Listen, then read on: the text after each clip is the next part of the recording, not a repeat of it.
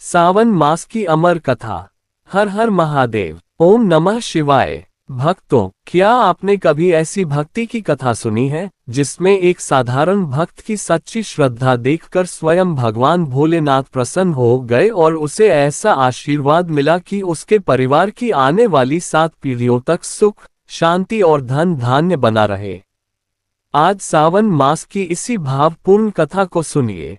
ध्यान रखें, यह एक लोक भक्ति कथा के रूप में प्रस्तुत कहानी है। इसका उद्देश्य भगवान शिव के प्रति श्रद्धा, सेवा, सत्य और सत्कर्म का संदेश देना है। कहते हैं कि सावन का महीना भगवान शिव की आराधना के लिए विशेष रूप से प्रिय माना जाता है। इसी पावन महीने में एक छोटे से गांव में शिवानंद नाम का एक गरीब व्यक्ति रहता था। उसका परिवार बहुत बड़ा नहीं था, लेकिन उसकी परेशानियां बहुत थीं। घर कच्चा था, खेत छोटा था और कई वर्षों से फसल ठीक नहीं हो रही थी। कभी घर में अनाज कम पड़ जाता, कभी बच्चों की पढ़ाई रुकने की चिंता होती और कभी किसी बीमारी या अचानक खर्च के कारण घर की थोड़ी सी बचत भी समाप्त हो जाती। लेकिन इन सभी परेशानियों के बीच शिवानंद की एक आदत कभी नहीं बदली। वह हर सुबह भगवान शिव का नाम लेकर अपना दिन शुरू करता था। श्रावण मास का पहला सोमवार आया। गांव के लोग सुबह सुबह शिव मंदिर जाने लगे। कोई दूध लेकर आया, कोई जल, कोई बेलपत्र और कोई फूल। शिवानंद के पास चढ़ाने के लिए कुछ विशेष नहीं था। वह नदी से एक लोटा स्वच्छ जल लेकर मंदिर पहुंचा। उसने शिवलिंग पर जल अर्पित किया, कुछ बेलपत्र चढ़ाए और दोनों हाथ जोड़कर बोला, हे मेरे भोलेनाथ, मेरे पास आपको देने के लिए धन नहीं है, बड़ी पूजा की सामग्री नहीं है, लेकिन मेरे हृदय में आपके लिए श्रद्धा है। आप मेरी पूजा में सामग्री नहीं, मेरा भाव देखना। इसके बाद उसने कुछ देर आंखें बंद करके ओम नमः शिवाय का जाप किया। पूजा समाप्त करके जब वह घर लौट रहा था, तभी मंदिर के रास्ते में उसे एक वृद्ध साधु दिखाई दिए। साधु बहुत थके हुए थे और ऐसा लग रहा था जैसे कई समय से उन्होंने भोजन नहीं किया हो। शिवानंद के पास घर के लिए थोड़ा सा भोजन था जो उसकी पत्नी ने बच्चों के लिए दिया था। वह कुछ क्षण के लिए रुक गया। उसके मन में विचार आया, अगर मैं ये भोजन साधु को दे दूं तो घर जाकर बच्चों को क्या खिलाऊंगा। लेकिन फिर उसने शिवलिंग के सामने की गई अपनी प्रार्थना को याद किया। उसने सोचा, जिस भगवान से मैं हर दिन दया मांगता हूं, आज मेरे सामने एक जरूरतमंद व्यक्ति खड़ा है। अगर मैं इसकी सहायता नहीं करूंगा तो मेरी भक्ति अधूरी रह जाएगी। उसने अपना भोजन साधु को दे दिया और कहा, बाबा, मेरे पास यही थोड़ा सा भोजन है, आप इसे प्रसाद समझकर स्वीकार कर लीजिए। साधु ने भोजन लिया, लेकिन शिवानंद से पूछा, बेटा, क्या तुम्हारे घर में पर्याप्त अन्न है? शिवानंद ने मुस्कुराकर कहा, नहीं बाबा, हमारे घर में भी बहुत कमी है, लेकिन मुझे विश्वास है कि मेरे भोलेनाथ किसी न किसी रूप में रास्ता जरूर बनाएंगे। साधु ने उसकी ओर ध्यान से देखा और बोले, यदि तुम्हारे जीवन की सारी परेशानियां एक साथ बढ़ जाएं, तब भी क्या तुम महादेव का नाम नहीं छोड़ोगे? शिवानंद ने बिना देर किए उत्तर दिया, बाबा, सुख में महादेव का नाम लेना आसान है, लेकिन अगर दुख में भी उनका नाम मेरे होठों पर रहे, तभी तो मेरी भक्ति सच्ची होगी। मैं परिस्थिति से हार सकता हूं, लेकिन महादेव पर विश्वास नहीं छोड़ूंगा। साधु के चेहरे पर हल्की मुस्कान आई। उन्होंने कहा, तुम्हारी परीक्षा अभी शुरू हुई है। शिवानंद उस वाक्य का अर्थ समझ नहीं पाया और घर लौट आया। लेकिन अगले ही दिन उसके जीवन में संकटों की ऐसी श्रृंखला शुरू हुई जिसकी उसने कल्पना भी नहीं की थी। रात में तेज बारिश और आंधी आई। उसके खेत की बची हुई फसल का बड़ा हिस्सा नष्ट हो गया। सुबह जब वह खेत पहुंचा तो उसकी आंखों के सामने मेहनत की पूरी कमाई बर्बाद पड़ी थी। वह कुछ देर मिट्टी पर बैठा रहा। उसकी आंखों में आंसू आ गए, लेकिन उसने आकाश की ओर देखकर कहा, हे महादेव, मैं आपकी लीला नहीं समझ सकता, लेकिन मुझे इतना विश्वास है कि इस कठिन समय में भी मुझे सही कर्म करना है। जब वह घर लौटा तो एक और चिंता उसका इंतजार कर रही थी। घर में बचा अनाज केवल कुछ दिनों का था। उसकी पत्नी ने कहा, अब क्या होगा? शिवानंद ने उत्तर दिया, हम मेहनत करेंगे। जो हमारे हाथ में है वह करेंगे और जो हमारे हाथ में नहीं है उसे महादेव पर छोड़ देंगे। अगले सोमवार उसने फिर उपवास रखा और मंदिर पहुंचा। इस बार उसके पास जल के अलावा कुछ भी नहीं था। मंदिर में लोगों ने बड़े बड़े भोग चढ़ाए थे, लेकिन शिवानंद ने केवल जल चढ़ाया और कहा, प्रभु मेरे पास आज कुछ नहीं है, लेकिन मैं अपना विश्वास लेकर आया हूं। उसी समय मंदिर के बाहर एक व्यक्ति आया और उसने शिवानंद से कहा, तुम्हारे खेत में तो फसल नष्ट हो गई है, अब तुम अपने परिवार को कैसे पालोगे? शिवानंद ने कहा, मुझे नहीं पता, लेकिन मैं मेहनत करना नहीं छोड़ूंगा और महादेव को याद करना भी नहीं छोड़ूंगा। उस व्यक्ति ने कहा, अगर कोई तुम्हें धन दे और बदले में तुम्हें अपनी शिव भक्ति छोड़नी पड़े तो क्या तुम धन स्वीकार करोगे? शिवानंद ने तुरंत कहा, नहीं। धन चला जाए तो मेहनत करके फिर कमाया जा सकता है, लेकिन अगर विश्वास चला गया तो जीवन की सबसे बड़ी संपत्ति चली जाएगी। भक्तों, उस समय शिवानंद को बिल्कुल पता नहीं था कि उसके सामने खड़ा व्यक्ति कौन है, लेकिन यही वह क्षण था जब उसकी भक्ति की सबसे बड़ी परीक्षा शुरू हो चुकी थी। क्या वह परीक्षा में सफल होगा? क्या महादेव वास्तव में उसके सामने किसी रूप में आए थे? और आखिर वह कौन सा पुण्य कार्य था जिसके कारण भगवान शिव उससे प्रसन्न होकर उसके पूरे परिवार के लिए 7 पीढ़ियों तक सुख शांति और धन धान्य का आशीर्वाद देने वाले थे? इस कथा का सबसे बड़ा रहस्य अभी बाकी है। अब आगे की कथा सुनिए। कुछ दिनों बाद सावन का एक और सोमवार आया। शिवानंद सुबह जल्दी उठकर नदी पर गया, स्नान किया, एक लोटा जल भरा और सीधे शिव मंदिर पहुंच गया। मंदिर में पहुंचकर उसने शिवलिंग पर जल चढ़ाया और बेलपत्र अर्पित करते हुए कहा, हे भोलेनाथ, मेरे जीवन में चाहे कितनी भी कठिनाइयां क्यों न आए, मेरे मन से आपकी भक्ति कभी कम न हो। पूजा समाप्त करके वह घर लौट रहा था। रास्ते में उसने देखा कि एक वृद्ध व्यक्ति बारिश में भीगता हुआ सड़क के किनारे बैठा था। उसके पास न छाता था, न भोजन और न ही कहीं जाने की व्यवस्था। शिवानंद खुद परेशान था। उसके घर में भी अनाज कम था, लेकिन उसने उस वृद्ध को देखकर अपने कदम रोक दिए। उसने पूछा, बाबा, आप यहाँ अकेले क्यों बैठे हैं? वृद्ध ने कहा, बेटा, मैं दूर गांव से आया था। रास्ते में मेरा सामान खो गया और अब मेरे पास वापस जाने के लिए भी कुछ नहीं है। शिवानंद ने अपनी छोटी सी थैली देखी। उसमें केवल थोड़ा सा भोजन और कुछ पैसे थे जिन्हें वह घर के लिए लेकर जा रहा था। उसने बिना ज्यादा सोचे अपना भोजन वृद्ध को दे दिया और अपनी जेब में रखे पैसे भी उनके हाथ पर रख दिए। वृद्ध ने कहा, बेटा, तुम खुद गरीब हो, फिर भी मुझे सब कुछ दे रहे हो। शिवानंद मुस्कुराया और बोला, बाबा, मैं गरीब जरूर हूं, लेकिन मेरे पास महादेव का नाम है।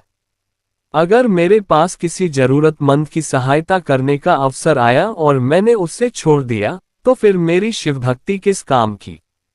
वृद्ध ने उसकी ओर देखा। उनकी आंखों में एक अलग ही चमक थी। उन्होंने कहा, तुम्हें क्या चाहिए? धन, बड़ा घर, खेती या अपने परिवार के लिए सुख? शिवानंद ने हाथ जोड़कर कहा, अगर देना ही है तो मुझे ऐसा मन दीजिए जो कभी अहंकारी न हो और ऐसा विश्वास दीजिए जो कठिन समय में भी महादेव का नाम न छोड़े।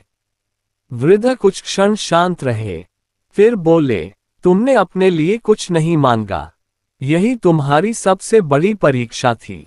इतना कहकर वह वहां से चले गए। शिवानंद को कुछ समझ नहीं आया, लेकिन उसी रात उसके घर के बाहर एक अजनबी व्यक्ति आया। उसने शिवानंद से कहा, तुम्हारे खेत में एक पुराना कुआं है जो वर्षों से मिट्टी में दबा पड़ा है, उसे साफ करवाओ, शायद वहां पानी मिल जाए। शिवानंद ने अगले दिन गांव के कुछ लोगों के साथ मिलकर उस पुराने कुएं की सफाई शुरू की।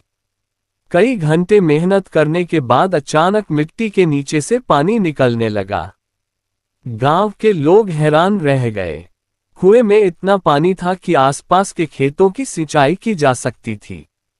शिवानंद ने हाथ जोड़कर कहा, हे महादेव, यह आपकी कृपा है, लेकिन मैं इसे केवल अपने खेत के लिए नहीं रखूंगा। गांव का हर जरूरतमंद किसान इसका पानी ले सकता है। उसने कुएं का पानी सबके लिए खोल दिया। धीरे धीरे गांव के खेत हरे होने लगे। जिन किसानों की फसल सूख रही थी, उन्हें भी पानी मिलने लगा। गांव के लोग शिवानंद की प्रशंसा करने लगे, लेकिन शिवानंद ने कहा, मेरी प्रशंसा मत करो, यह महादेव की कृपा है। मैंने केवल वही किया जो मुझे सही लगा। भक्तों, यही बात भगवान शिव को सबसे प्रिय थी। शिवानंद के भीतर सेवा थी, लेकिन अहंकार नहीं था। उसी शाम वही वृद्ध साधु फिर मंदिर में दिखाई दिए। शिवानंद उनके चरणों में बैठ गया और बोला, बाबा, मुझे लगता है कि आप कोई साधारण साधु नहीं हैं। जब भी मेरे जीवन में कोई बड़ी घटना होती है, आप उसके आसपास दिखाई देते हैं। साधु मुस्कुराए। उन्होंने कहा, शिवानंद, क्या तुम महादेव से मिले वरदान का रहस्य जानना चाहते हो? शिवानंद ने सिर झुका दिया।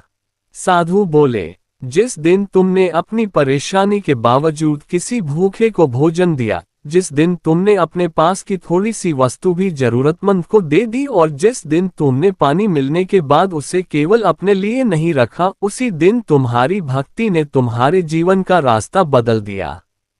शिवानंद की आंखों में आंसू आ गए। वह बोला, लेकिन बाबा, मैंने तो केवल अपना कर्तव्य किया। साधु ने कहा, यही तो सच्ची भक्ति है। जब सेवा कर्तव्य बन जाए और कर्तव्य में अहंकार न हो, तब मनुष्य का जीवन स्वयं पूजा बन जाता है। तभी अचानक मंदिर के अंदर से घंटियों की आवाज सुनाई दी। हवा में सुगंध फैल गई और पूरा वातावरण जैसे दिव्य प्रकाश से भर गया। शिवानंद ने मंदिर के शिवलिंग की ओर देखा। उसे लगा जैसे शिवलिंग से निकलता प्रकाश पूरे मंदिर को प्रकाशित कर रहा है। वृद्ध साधु ने कहा, अभी समय नहीं आया। तुम्हारे जीवन का सबसे बड़ा आशीर्वाद अभी बाकी है। इतना कहकर वह वहां से चले गए। शिवानंद उनके पीछे दौड़ा, लेकिन कुछ ही कदम बाद वह साधु कहीं दिखाई नहीं दिए। अब शिवानंद को पूरा विश्वास हो गया था कि उसके जीवन में जो कुछ हो रहा था, उसके पीछे स्वयं महादेव की कोई दिव्य लीला थी।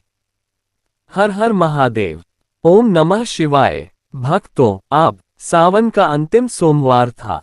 शिवानंद सुबह सूर्योदय से पहले उठ गया। उसने स्नान किया, स्वच्छ वस्त्र पहने और हाथ में जल लेकर अपने छोटे से शिव मंदिर की ओर चल पड़ा। रास्ते भर उसके मन में केवल एक ही विचार था, हे महादेव, आपने मुझे जितना दिया है, उसके लिए मैं आपका आभारी हूँ। मंदिर पहुंचकर उसने शिवलिंग पर जल चढ़ाया, बेलपत्र अर्पित किया और दीपक जलाया। फिर आंखें बंद करके बोला, प्रभु, अब मुझे किसी धन की इच्छा नहीं है। आपने मेरे खेत में पानी दिया, मेरे गांव के लोगों की सहायता करने का अवसर दिया और मेरे मन में विश्वास बनाए रखा। मेरी एक ही प्रार्थना है कि मेरे परिवार और आने वाली पीढ़ियों को भी सद्बुद्धि और धर्म के मार्ग पर चलने की शक्ति मिले। तभी मंदिर में अचानक तेज प्रकाश फैल गया। शिवानंद ने आंखें खोली तो उसके सामने वही वृद्ध साधु खड़े थे। लेकिन इस बार साधु के चेहरे पर ऐसी दिव्य चमक थी, जिसे देखकर शिवानंद तुरंत उनके चरणों में गिर पड़ा। साधु ने कहा, उठो शिवानंद। उनकी आवाज सुनते ही शिवानंद का हृदय श्रद्धा से भर गया। अचानक चारों ओर डमरू की ध्वनि सुनाई देने लगी। मंदिर का वातावरण दिव्य हो गया। साधु का स्वरूप धीरे धीरे बदलने लगा। उनके मस्तक पर चंद्रमा सुशोभित हुआ, जटाओं से गंगा की धारा दिखाई दी, गले में सर्प विराजमान हो गया और हाथ में त्रिशूल प्रकट हुआ। शिवानंद की आंखों से आंसू बहने लगे। वह वृद्ध साधु स्वयं भगवान शिव थे। शिवानंद ने महादेव के चरण पकड़ लिए और कहा, प्रभु, मैं आपको पहचान नहीं पाया। आपने मेरे जैसे छोटे भक्त की इतनी परीक्षा क्यों ली?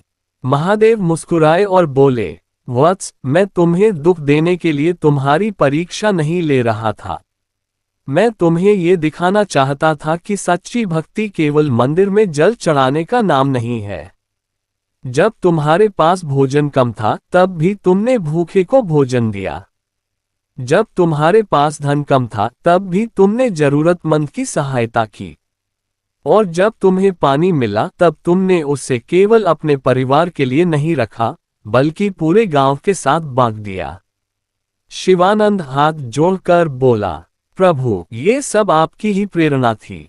महादेव ने कहा, यही तुम्हारी सबसे बड़ी विशेषता है। तुमने अपने अच्छे कर्मों का श्रेय स्वयं नहीं लिया। फिर भगवान शिव ने अपना हाथ शिवानंद के सिर पर रखा। वत्स, मैं तुम्हें आशीर्वाद देता हूं कि तुम्हारे परिवार में आने वाली पीढ़ियां सुख, शांति और सद्बुद्धि की ओर बढ़ें। तुम्हारे घर में अन्न की कमी न हो और तुम्हारे वंश में सेवा, सत्य, दया और धर्म की भावना बनी रहे। भक्तों, कथा की लोक मान्यता में इसे 7 पीढ़ियों तक सुख, शांति और धन धान्य के आशीर्वाद के रूप में बताया जाता है। लेकिन इस आशीर्वाद का सबसे गहरा अर्थ केवल धन संपत्ति नहीं है। भगवान शिव का संदेश यह है कि एक परिवार की अच्छी परंपराएं आने वाली पीढ़ियों के जीवन को भी प्रभावित कर सकती हैं। यदि एक परिवार में बच्चे अपने माता पिता को सेवा करते देखते हैं, जरूरतमंद की सहायता करना सीखते हैं, मेहनत और ईमानदारी का महत्व समझते हैं और भगवान का स्मरण करते हैं, तो वही संस्कार आगे भी चलते हैं। शिवानंद ने महादेव से कहा, प्रभु, मुझे ऐसा आशीर्वाद दीजिए कि मेरे घर में धन से पहले धर्म और संपत्ति से पहले संस्कार रहें। महादेव प्रसन्न हुए। उन्होंने कहा, तथास्तु। इसके बाद दिव्य प्रकाश धीरे धीरे समाप्त हो गया।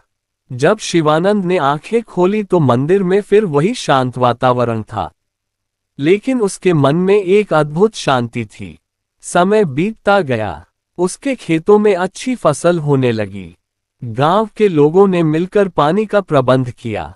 शिवानंद ने अपनी कमाई का एक हिस्सा जरूरतमंदों की सहायता के लिए रखना शुरू किया। उसके बच्चों ने भी वही संस्कार सीखे। वर्षों बाद जब शिवानंद बूढ़ा हुआ तब उसने अपने बच्चों से कहा, मेरे बच्चों, अगर तुम चाहते हो कि हमारे घर में हमेशा सुख शांति बनी रहे तो केवल धन कमाने पर ध्यान मत देना। मेहनत करना, ईमानदार रहना, माता पिता का सम्मान करना, जरूरतमंद की सहायता करना और भगवान को कभी मत भूलना। उसके बच्चों ने भी यही संस्कार अपने बच्चों को दिए। और यही इस कथा का सबसे बड़ा रहस्य है। 7 पीढ़ियों का आशीर्वाद केवल धन का वादा नहीं, बल्कि 7 पीढ़ियों तक अच्छे संस्कार पहुंचाने का संदेश है। भक्तों, सावन मास में भगवान शिव की पूजा करते समय केवल अपनी इच्छाओं की सूची लेकर उनके सामने न बैठें। उनसे ये भी मांगें, हे भोलेनाथ, मुझे सही कर्म करने की शक्ति दीजिए। यदि संभव हो तो सावन सोमवार के दिन भगवान शिव का जलाभिषेक करें, बेलपत्र अर्पित करें, ओम नमः शिवाय का जाप करें और अपनी सामर्थ्य के अनुसार किसी जरूरतमंद की सहायता करें। व्रत रखना आपकी श्रद्धा और स्वास्थ्य के अनुसार हो। यदि किसी कारण से व्रत संभव न हो तो श्रद्धा से भगवान का स्मरण और अच्छे कर्म करना भी भक्ति का सुंदर मार्ग है। और याद रखिए, भगवान शिव से धन मांगने से पहले सद्बुद्धि मांगिए, सुख मांगने से पहले संतोष मांगिए, सफलता मांगने से पहले सही कर्म करने की शक्ति मांगिए, और अपने परिवार के लिए संपत्ति से पहले अच्छे संस्कार मांगिए। आइए इस पावन कथा के अंत में महादेव से प्रार्थना करें। हे भोलेनाथ, हमारे घर में प्रेम बनाए रखिए, हमारे परिवार में आपसी सम्मान और सद्भाव बनाए रखिए, हमारे बच्चों और आने वाली पीढ़ियों को अच्छे संस्कार दीजिए। हमारे घर में अन्न की कमी न हो, लेकिन उससे भी अधिक हमारे हृदय में दया और भक्ति की कमी न हो। हमें मेहनत करने की शक्ति, सत्य पर चलने का साहस और जरूरतमंदों की सहायता करने का भाव दीजिए। हे महादेव, हमारे जीवन की हर कठिन परिस्थिति में हमें धैर्य और विवेक प्रदान कीजिए। भक्तों, यदि आपने इस पूरी कथा को श्रद्धा से सुना है तो कमेंट में जरूर लिखें। हर हर महादेव। ओम नमः शिवाय। और इस कथा को अपने परिवार और शिव भक्तों के साथ जरूर साझा करें। हर हर महादेव। ओम नमः शिवाय।